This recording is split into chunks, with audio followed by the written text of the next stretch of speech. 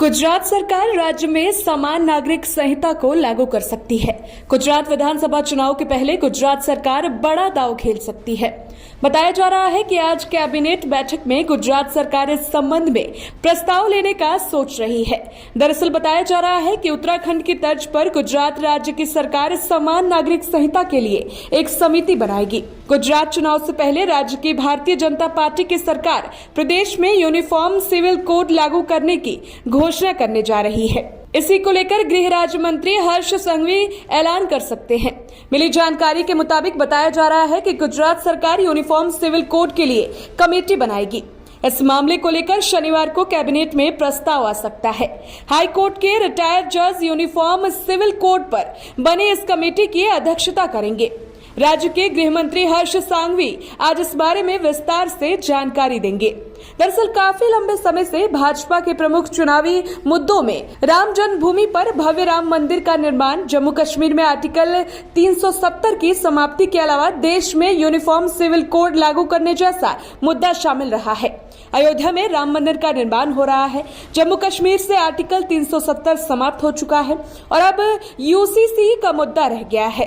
भाजपा शुरू से ही इस बात के पक्ष में रही है कि देश के सभी नागरिकों के लिए समान कानून होना चाहिए। धर्म के आधार पर अलग अलग प्रावधान ना हो, शादी, तलाक और संपत्ति जैसे मुद्दों पर एक जैसी व्यवस्था हो, जिसको लेकर केंद्रीय स्तर पर फिलहाल कोई प्रस्ताव तो नजर नहीं आया। लेकिन भाजपा शासित राज्य इस संबंध में जरूर निर्णय लेते हुए नजर आ रही है। उत्तराखंड पहले ही राज्य में यूसीसी लागू करने को लेकर कमेटी गठित कर चुका है। यूनिफॉर्म सिविल कोड क्या है, इसकी अगर बात करें तो आपको बता दूं कि सभी धार्मिक समुदायों पर लागू होने के लिए एक देश एक नियम का आह्वान करता है। यूनिफॉर्म सिविल कोड भारतीय संविधान के अनुच्छेद 44 के भाग 4 में यूनिफॉर्म सिविल कोड शब्द का भी उल्लेख किया गया है। भारतीय संविधान के अनुच्छेद 44 के भाग 4 में यूनिफॉर्म सिविल कोड शब्द का भी उल्लेख किया गया है।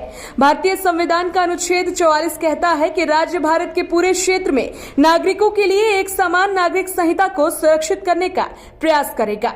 ये कोड विवाह, तलाक, रखरखाव, विरासत, गोद लेने और उत्तराधिकार जैसे क्षेत्रों को कवर करता है। यूनिफॉर्म सिविल कोड इस विचार पर आधारित है कि आधुनिक सभ्यता में धर्म और कानून के बीच कोई संबंध नहीं है।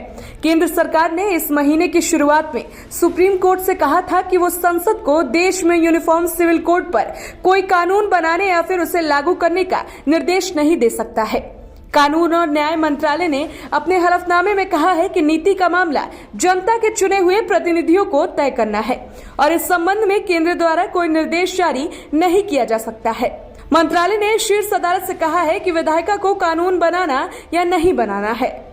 Special report, the VOB India.